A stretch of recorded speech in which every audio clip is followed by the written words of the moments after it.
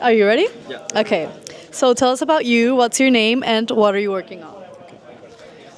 My name is Frank. I'm a PhD student, third-year PhD student here in KTH, and I'm researching on the space plasma physics.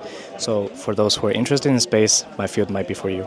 Okay, great. And what inspired you to work in this specific topic or in research in general? So when I was a kid, I always loved about space. Whatever things that is related to space, I love them. I love the mysteries around them.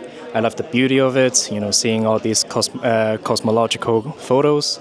And then I sort of forgot about it a little bit during doing bachelor and masters, until I had the chance to actually do my thesis on the topic that I'm doing now.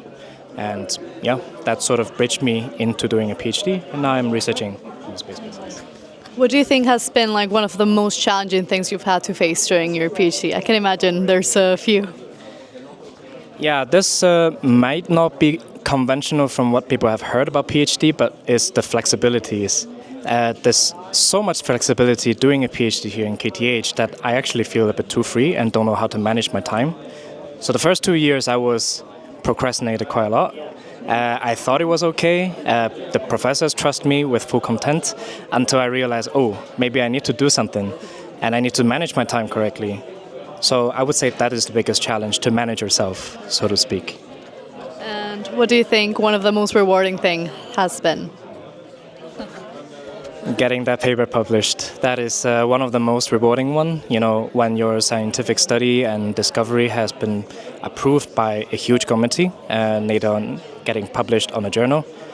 And I would say also finding actually new things to do research on.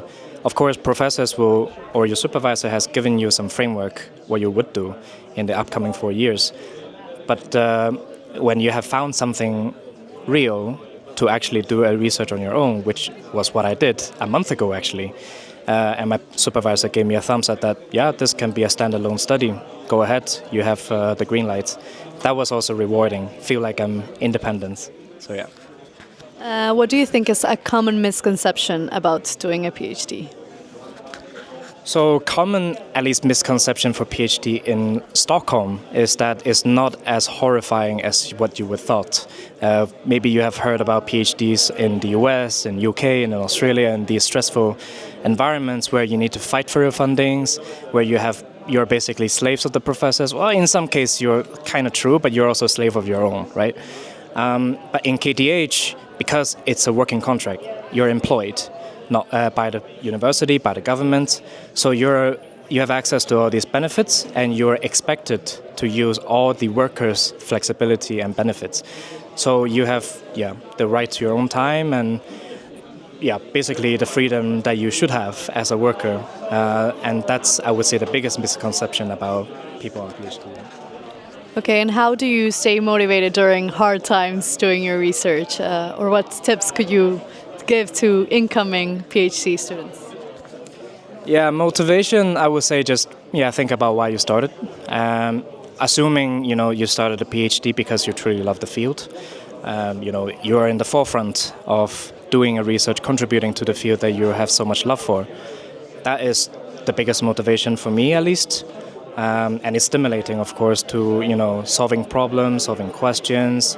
It is, of course, I have my head-scratching headache sessions when nothing works. That is demotivating, but, the bigger motivations of actually contributing to your field is what I would think of, yeah. Any final advice to incoming or interested students in research? Be stubborn. You don't have to be genius to do a PhD. That's what most people think. You just need to be stubborn. Think about why you do it, right? Just fight on. Nothing, the reward is great, but the fight is hard. If the fight is easy, the reward is not that great, yeah. Thank you very much for your intake, and hopefully it'll help out our incoming PhD students. Thank you. Thank you.